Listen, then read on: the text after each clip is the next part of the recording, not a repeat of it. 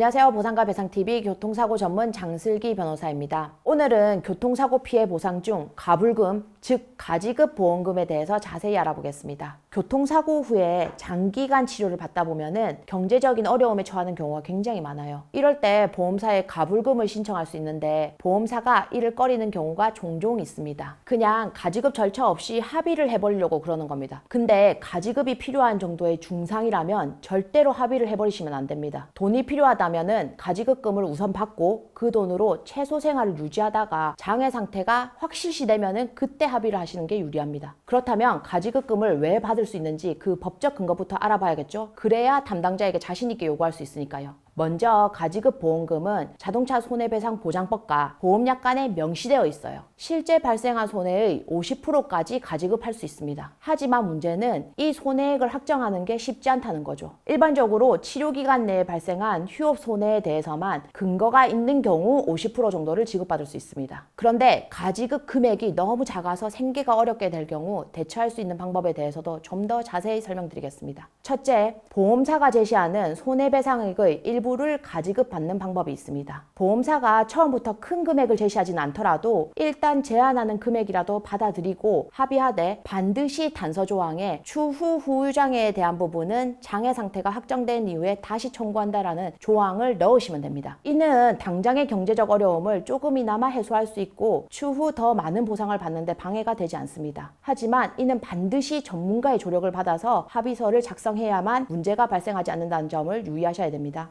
둘째, 사고 후에 6개월이 지나면 의사의 장애 진단서를 받을 수가 있습니다. 이 진단서를 통해서 장애 급수가 정해지면 그에 따른 책임보험 한도 내에서 가지급을 요청할 수 있어요. 예를 들어서 1급 장애로 진단받았다면 그에 해당하는 보상 한도액 내에서 가지급을 요구할 수 있습니다. 이 방법은 특히 그 중증 장애의 경우에 효과적일 수 있습니다. 셋째, 소송을 진행 중이라면 법원을 통해 금전 지급 가처분 신청을 할 수 있습니다. 이는 본안 소송의 결과를 기다리지 않고 긴급하게 금전을 지급받을 수 있는 제도입니다. 법원이 이를 인정하면 보험사는 반드시 지급해야 되기 때문에 보험사의 비협조적 태도에 대응할 수 있는 강력한 수단이 됩니다. 그러나 법원으로부터 이를 인정받는 과정이 매우 까다롭기 때문에 쉽게 이용되는 방법은 아닙니다. 이렇게 가지급 보험금을 활용하면 치료 중에도 어느 정도 경제적 도움을 받을 수 있습니다. 제가 사건을 진행하다 보면은 당장 가족을 부양해야 되는데 생활비가 없어서 그냥 덜컥 합의해버리는 분들도 굉장히 많이 봤습니다.